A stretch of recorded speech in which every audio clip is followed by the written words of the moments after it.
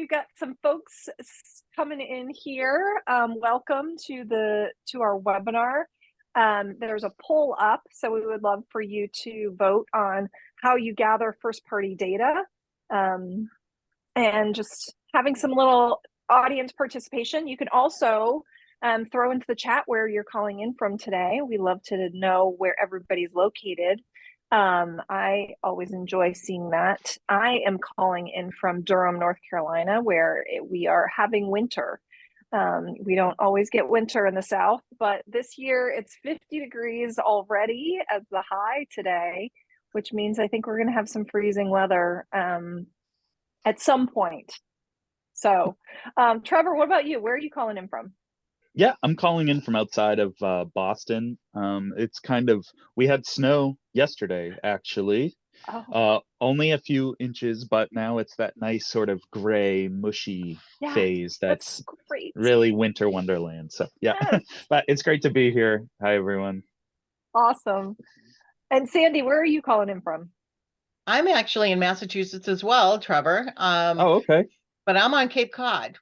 So, and we actually got a little bit of snow yesterday too, but nothing that stuck.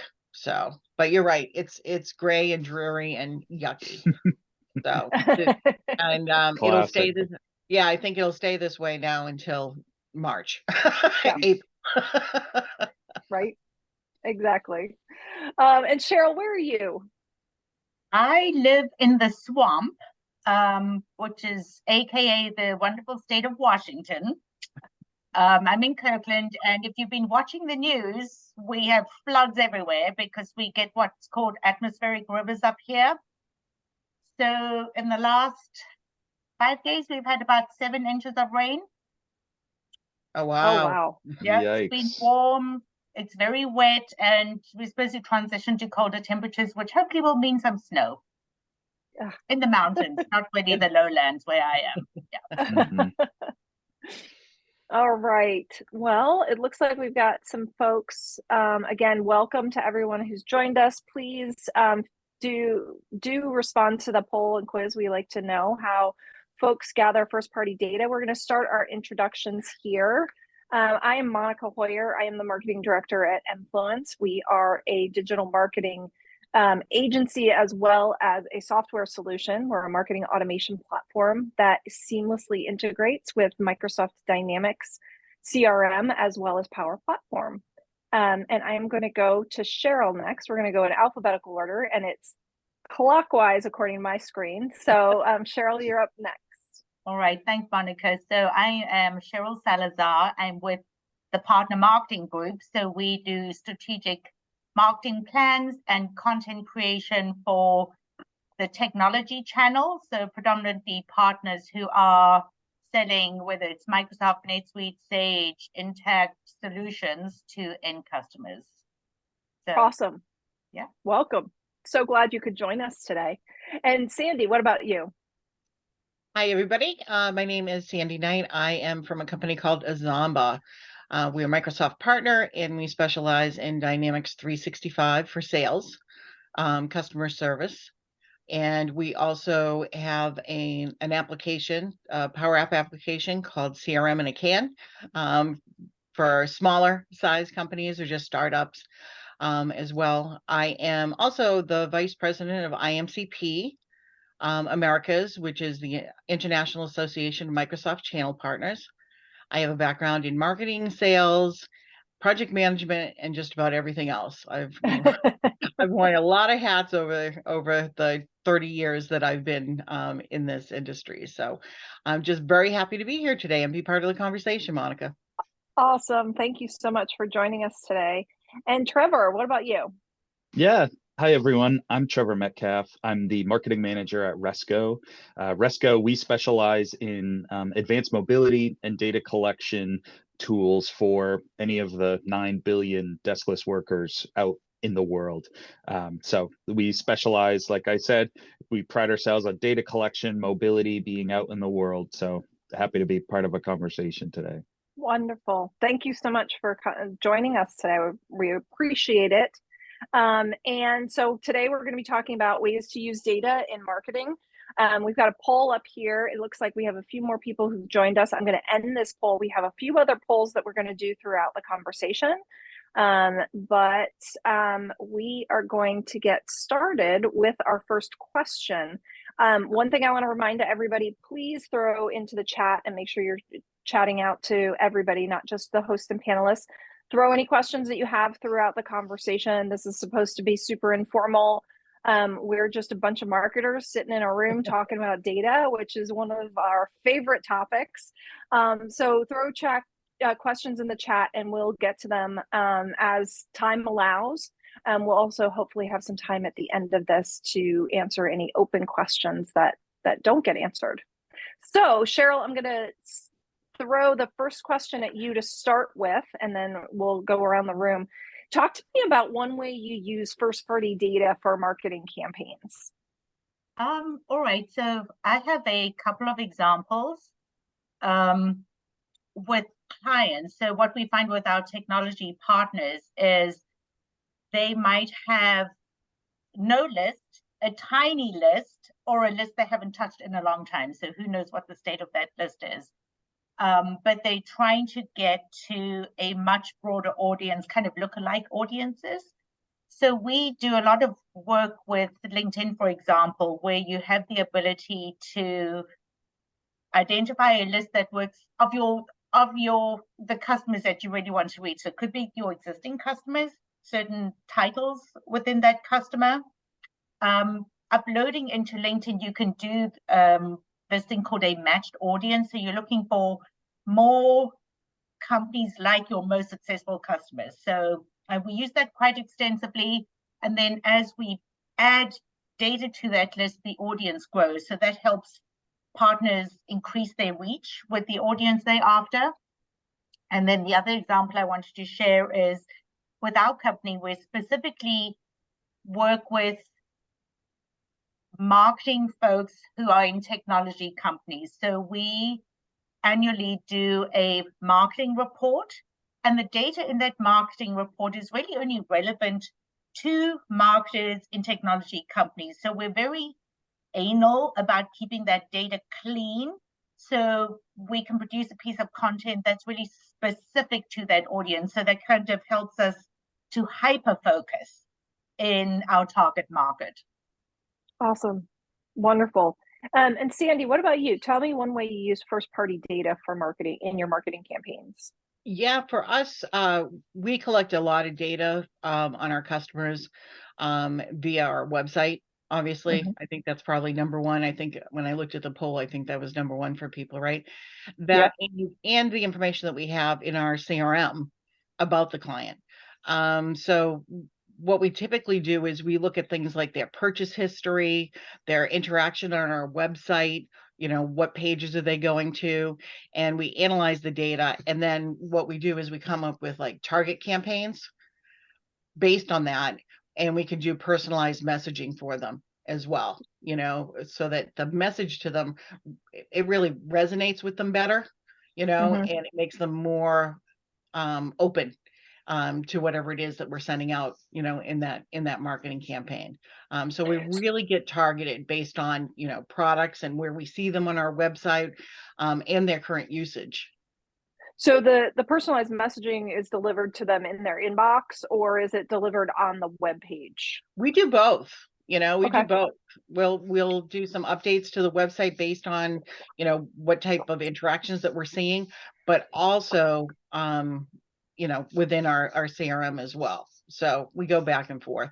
And those email campaigns, when we personalize those things, again, it's not just, here's the first name, Right. Which we're going to get into. Oh, okay. We're definitely going to talk about that. So yes, using first name as a way, saying you're personalizing with just using first name is a little bit, it's like, it's so 2000s, right? Exactly. 2023 now. Exactly. I mean, you want to take a look at things like what products are they using today, and what complementary products do you offer, and do a targeted campaign to those folks, things like that.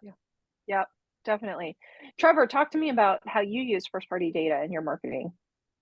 Yeah, definitely. So for us, I would say you know, we really pride ourselves on our relationship with our customers, with our partner network. And one way we really try to learn and listen from them, we have a flagship conference every year we call Resco Next.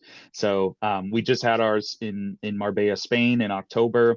Had a lot of people from our community, the Microsoft community, and it's amazing just to think about what touch points you already have with your communities, and think about what you can gather and use, even if it's within the year. So for us, we take pride in not only gathering quantitative data on, you know, who's using our products, or what they're using them for, what they're interested in for the coming year, how they see using Resco, and even polls and things through the conference, what sessions they're attending even. But I think too, even on a qualitative side as well, you know, being able to be in front of our network and understand, you know, it's almost like validating a persona, if you will, right? Like actually getting in front of people and talking to them, that can really influence, you know, in our marketing campaigns, where we meet people for a message or what sort of message we're delivering them. Even following up from an in-person conversation, you can definitely do personalizing, right? And meet those two. So I think for us, it's taking advantage of every touch point, and being in person, it can be underrated for digital for sure. That's a great point, that looking at, and I think all of you touched on this, looking at all of the data that you have on your customer and really getting a better understanding of who they are and how your products and services can best fulfill those needs. Cheryl, we also use lookalike audiences on our social media channels, and it's a great way to expand your reach with other organizations, so that you are getting in front of some new people. And typically, lookalike audiences are a lot less expensive to market to than just doing kind of that spray and pray type of process. So I love this. This is great. So Sandy, I'm going to start this next question off with you. Why is personalization so important? Well, I think we've hit on some of these points here. I think it's really tailoring the content based on the individuals or the company's behavior, preferences, their interactions with you. For example, like, you know, recommending, I think I mentioned this, recommending products or services related to previous purchases, providing content based on, you know, their browsing history, or acknowledging milestones and things like that in the customer's journey. You know, I think really you want to be able to show that you're more than a vendor. You know, you know the client. You're following the client. You're recognizing different milestones that maybe they achieved on LinkedIn, for example, right? Maybe they, you know, it's their work anniversary, or they did a great post, and you want to acknowledge those types of things. I think when you do those types of things, you're drawing them in to be a friend, you know, and you're showing interest in them. It's not that I just want to sell this to you. It's acknowledging what they're doing as a business, and working with them, and showing them how whatever they're trying to achieve, your services or products can help them get there, right? And I think really what you're trying to do is understanding and anticipating what their needs might be. You can deliver content to them, product recommendations, and offers that really align towards what that customer's preferences or goals are. And I think if you do that, ultimately, you're really fostering a loyalty with the client. Awesome. Yeah, I totally agree with that. All of what you said. Trevor, what about you? Yeah, I think to continue what Sandy said, for me, it's like delivering value, right? So trying to understand your prospect or your customer, and understand how can we as an organization deliver the most value to them. So I think it's beyond even understanding who they are, what they do, but also show your understanding and listen, this is what we do and this is how we see delivering value to your organization. So I think personalizing through, for us, it's either use cases or specific products or specific benefits of our technology can really vary for person to person. So like, again, coming back to how can we create messaging that delivers the most value, and we do that through personalization. Yeah, awesome.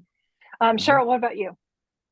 So for me, I think it really creates resonance, right? If somebody acknowledges that, hi, Cheryl, blah, blah, blah, I feel like there's an immediate connection. But I mean, I've seen so many people do it really badly, right? So bought a list, just happen to know I'm Cheryl, but you have no idea what Cheryl actually does. So your message falls completely flat. The first thing I do is I hit that delete button. And I mean, I see it after events where I'm like, oh, I'm a sponsor, I get to mail everybody, and nobody has gone through and done the homework to scrub that list. So they've really targeted, and I think that's a missed opportunity. Such a missed opportunity. You really need to take those lists and clean them and understand what people do. And I think we can learn from the B2C world. I mean, I'm sure we all have these examples, right? You go to a website, they immediately, oh, Cheryl, you're back. I'm like, oh gosh, yeah, I'm going to empty my bank account again, because immediately they're presenting things to me that I might not have looked at before. So how do we do that in a technology world? I think we need to really think through what that means, like with our web experience, really personalizing that journey for our customers. It does behoove you to understand that customer's environment and really thinking about what's kind of the next logical product or service you might want to sell them. So it's not an easy journey, but I think if you crack that nut, it's a very lucrative journey for you as a company. Yeah, definitely. And I think that if you're not doing it, that's when you end up losing. I mean, as you said, Cheryl, when you're just not really paying attention, and you just send them a generic type of message or pick up the phone and leave a generic message, that's when you end up losing that prospect or that potential customer or that resale, right? I always remember way back before, oh gosh, it was early 2000s probably. And I remember being a customer of J. Crew, and I always bought this one pair of pants. Of course, they don't make them anymore. And I used my J. Crew card to buy this pair of pants. And yet they continued to send me email that was promoting all this other stuff. And I was like, hold up.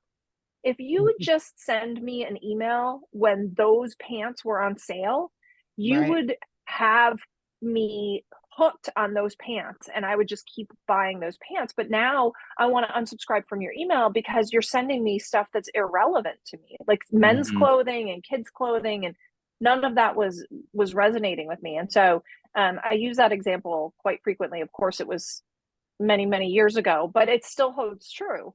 If a customer or if a company isn't paying attention to your purchasing habits, then why are you going to continue to buy from them? Right. And I think, Monica, just to chime in on that, is you need to think it's a relationship, it's not a transaction. Exactly. Yes, that's a really great way to put it, Cheryl. That's a really great way to put it. So we are going to have a second poll as we roll into our next question, which is, tell me, and I'm going to start with you, Trevor, what is one way that you use personalization? I mean, we've touched on it a little bit, but you're not using first name. Sure. Yeah. For us, I think job title or role plays a huge part of what we do. I mean, we were just talking about the relationship, right? Resco,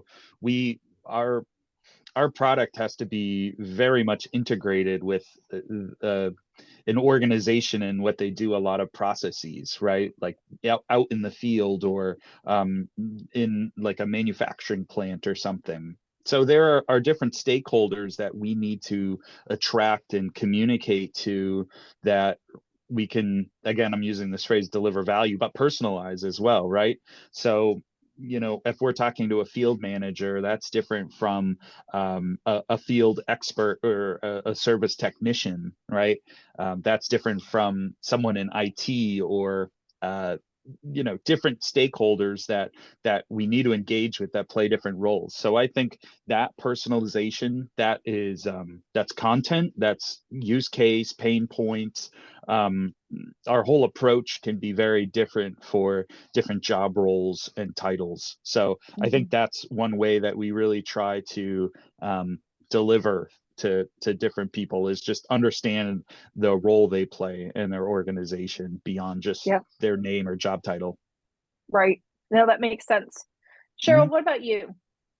So what I've seen can be quite effective, and I think people tend to gloss over. They tend to think of dear, or it's in the subject line, but think about how you close that email. So all of us probably have a little aversion to sales at. I'm like, oh, so I'm going to go into a mailbox. Maybe there are 10 people looking at the mailbox, or nobody's looking at the mailbox. I'm going to get some random response. So we think paying really good attention to how you sign up your email.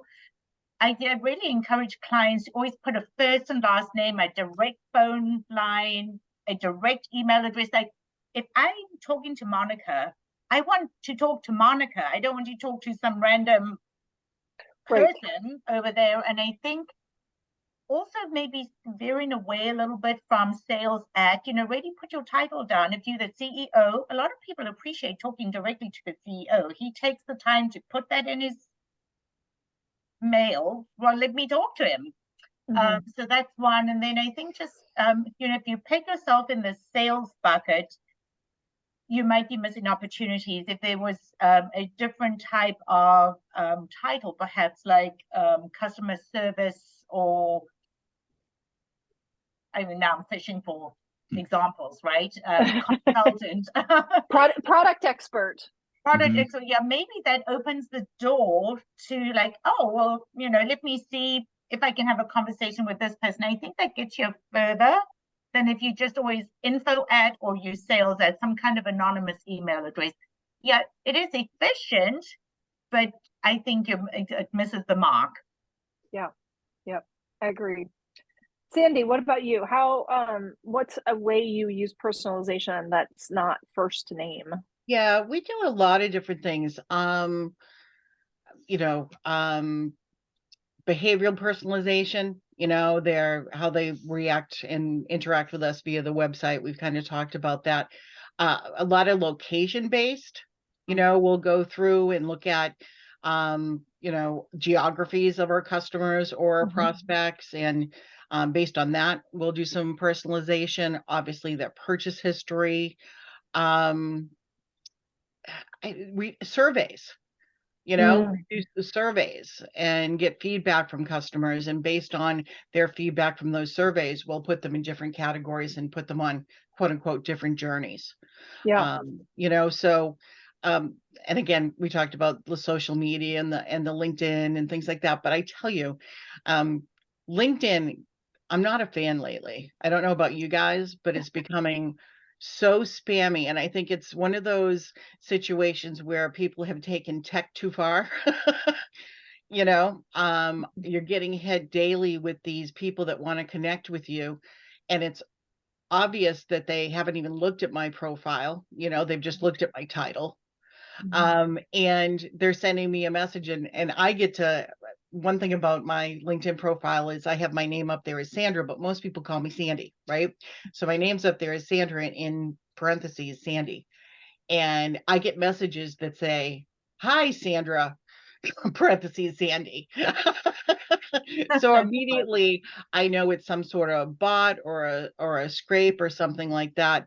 And you know, those types of things that, yeah, they've thrown in my first name, but it's so blatantly obvious that this is just a mass communication. So Yeah. for me, that's an immediate turnoff.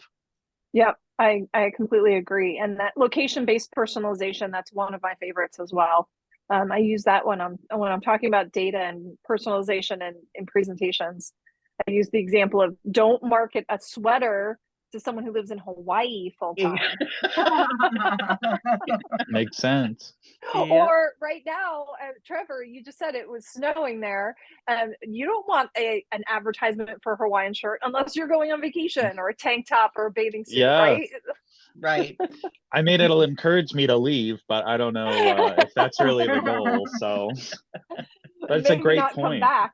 Yeah. But yeah, Yeah. you want, if you have that data point, you know, use it, especially if you're doing something. I mean, that's obviously an e-commerce example and a B2B, not a B2B example, but there are different ways that you can do some location-based personalization, even in the B2B world. Mhm. So we're moving on. We have one more poll here and we have a couple more questions. But this one, we're going to be talking about integrating CRM and marketing automation platforms. So Cheryl, we're going to throw this over to you first. Why is that so important, integrating these two different pieces of technology from a marketing perspective? You speak my language, because I'm going through this right now with a couple of clients, and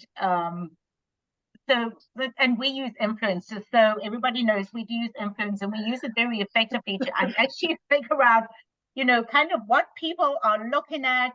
And I'm just going to give an email example, right? So we all want to know deliverability and who opened and who clicked and what did they click, etc., etc. So if you don't know any of that, you're completely blind to the effectiveness of the email that you've sent out. So, I mean, that's just one very painful thing I'm going through right now. And I'm like, you guys really need to get some kind of marketing automation in place so you can start to gather data that eventually will become meaningful. And it's, I mean, it's not just email, it's your form fills on your website, tracking behaviors. So being able to do lead scoring. So how often was Cheryl on my website? What did she do on my website? What did she click on my website? So then at least you're maturing your leads to a certain point where maybe I hit a threshold and now I'm going to toss it over to sales. And then you're arming your salesperson with important information like, oh, well, Cheryl's done these various things on the website. She's opened these kinds of emails. She's interacted with this kind of content. It just allows for a much better and more mature conversation by the time you're reaching out to me. And you're also able to, and I hate to just hold the floor here. I'm going to hand over to, I think, Sandy, you're next. I forgot what I was going to say, but I think you need like 7 to 8 touches with a person before your message even resonates. You kind of need to map out or understand what 8 touches Cheryl did before you even call her. So I'm going to be quiet now. Give Sandy a chance. Oh, I don't know if it's me. It's wherever Monica takes us. Yeah. Yes. Sandy, go ahead. Yes. Well, you know, this is near and dear to my heart, obviously, where, you know, I focus on CRM systems. And we use influence as well, as a disclaimer here. And I will say that we did look at, obviously, Dynamics 365 marketing, but we chose influence. So there you have it. I'll leave that there if anybody wants any side information. You know where to come. But I think, you know, it's just important so that you don't have these silos, right? So your sales and marketing team are both looking at the same information. They're seeing the same data. They're not off working in different silos, right? Where marketing thinks they have a great idea, but haven't brought it to sales to get their input. I mean, the sales reps are putting stuff into CRM that's important about all of these customers, and marketing needs to see that information so that they're putting together campaigns that make sense. You know, it's really the feedback and, you know, what's happening within, you know, your sales team that then feeds marketing, which comes back to sales, right? So it's circular, but it's so important that that information is visible and available to both your sales and your marketing professionals so that they can work together and come up with these really, you know, stellar campaigns that are going to drive business. you know, just the integration, you know, streamlining just the whole process, right? I think it enhances everything. It enhances all the things that we've just talked about, you know, the targeting, improvement of just the overall experience of your prospects and your customers, you know, and it provides a, you know, one full view or holistic view of things. Yep. There's so many things that you want to do, right? It's the lead scoring and nurturing that Cheryl talked about. Your automated email campaigns and alerts, and I mean, it just goes on and on. All of the benefits of having that whole closed loop, right? Yep. Between the two. Awesome. Yeah, and I would even add to that list not just sales and marketing communication, but also customer service, because once you close that deal, having that information in your CRM just really improves the entire conversation so that the customer support people can see where they came from. And then when it is time for renewal, the salesperson can see everything that they did with the sales team or with the customer success team over the course of the contract. So yep, I totally agree. Now, Trevor, what about you? Why should I integrate my CRM and marketing automation practices? Yeah, I mean, what's an answer that already hasn't been said? But really, I think, you know, as a marketer out in the wild, it's I feel like the conversation the past year has been, how do you align your sales and marketing teams, and different ways to do it through training or through, you know, communication. But really, again, I think it's technology, like unification, right? You have to be able to see that in your organization, like you said, Monica, it's not just sales and marketing, but it is support, it's customer service, it's a whole chain that you need to unify. And I think for a lot of organizations, they miss out on opportunities because they don't have that unified, and people are siloed off. So I think, you know, we've talked about some specific details on why having them combined or connected is helpful, but I think really, like, if you're an organization that wants to try to unify your different siloed organizations, you can't do it without the technology. So to me, it's an imperative for anyone trying to connect their organization in this year. Yeah, I agree. Totally agree. All right, so we're coming up here on our last question, and Sandy, I'm going to start out with you. Talk to me about how now, I mean, we've talked about everything leading up to the sale. But talk to me a little bit about how you use that data to improve customer churn. So you might have some key performance indicators that are telling you that the customer is looking like they're doing some behaviors that are in line with other people who have churned. How do you use that data to prevent that from happening? Yeah, it's really important. You do, as we were just saying in the last conversation, you want to analyze that customer behavior, right? You want to look at transaction history, engagement metrics, things like that will help you to maybe identify customers that are at risk of churning, and do this ahead of time. You want to be proactive instead of reactive. You don't want to get that phone call that they're dropping off plan, you know, or they're moving to another vendor, and be quote unquote blindsided. With a truly integrated marketing and CRM system, if it's being used properly, you shouldn't get those blindsides. There's key indicators along the way. You know, if this client used to be in touch with you, you know, on a regular basis, and all of a sudden they've gone quiet for a month and a half, 2 months, that's an indicator, right? You want somebody to reach out to them. You want to come up with strategies to target and re-engage. So have re-engagement campaigns, personalized offers, proactive customer support, right? Instead of waiting for the customer to call you, that call isn't coming, reach out to support. Have your people reach out to them. How are things going? Are you having any issues? And, you know, maybe, you know, they'll open up to you. But I really think that if you can look at that data, see what they're doing, you're able to, you know, retain customers, and really, what you said during the last conversation as well, improve overall customer satisfaction and obviously retention rates, right? And keep Mhm. them in the fold. I think we talked about surveys and feedback and things like that as well. All of those types of things, very Yep. helpful in analyzing. And again, the key for me is using all this data that's available to you and be proactive with your clients instead of Mhm. reactive.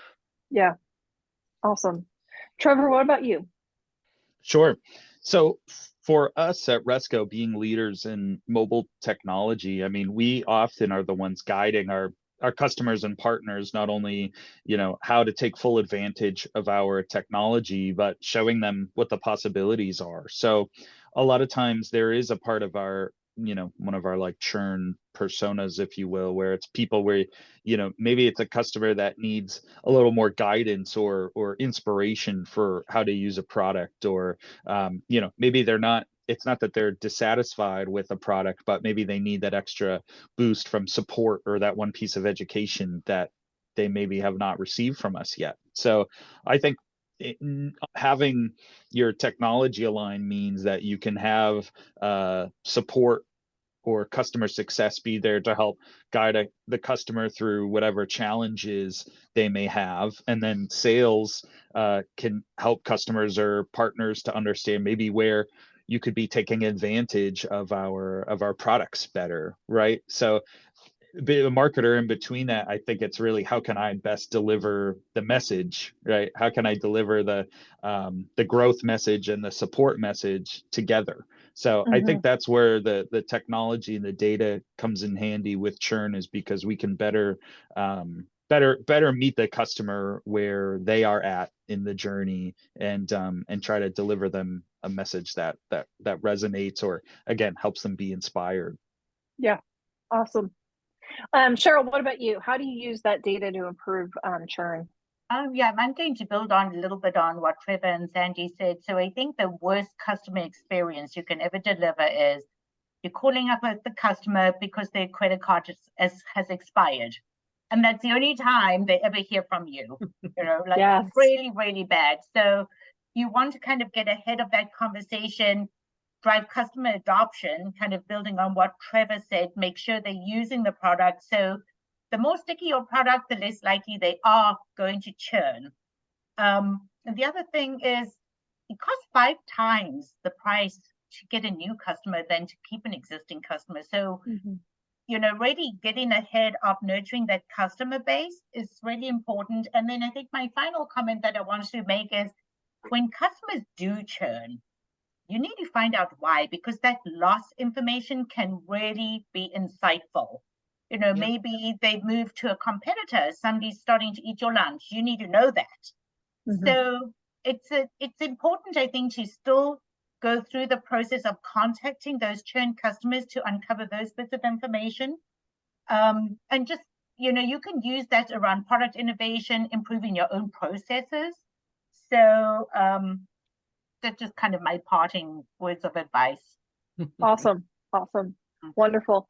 Thank you all for joining us. I have one question here to kind of wrap things up, and we are going to start with you, Trevor. And the question is, what advice, walking away from this conversation with all really amazing tips, but what one piece of advice would you like to let our audience members who maybe are eager to enhance that use of data, where should they start?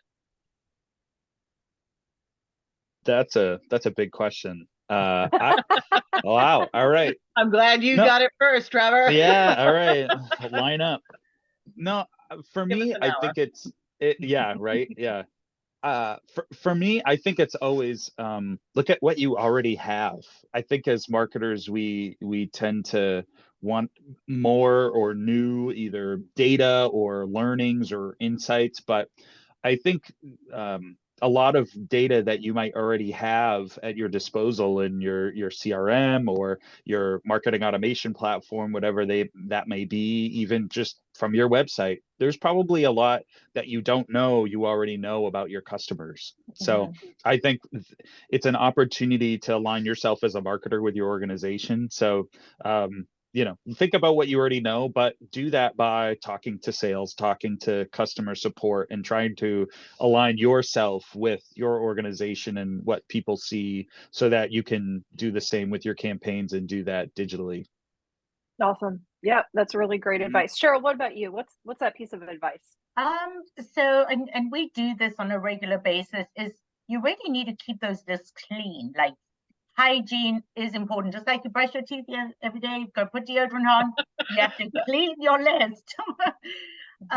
Where you don't have first names or good data, try to get those, kind of enhancing your list.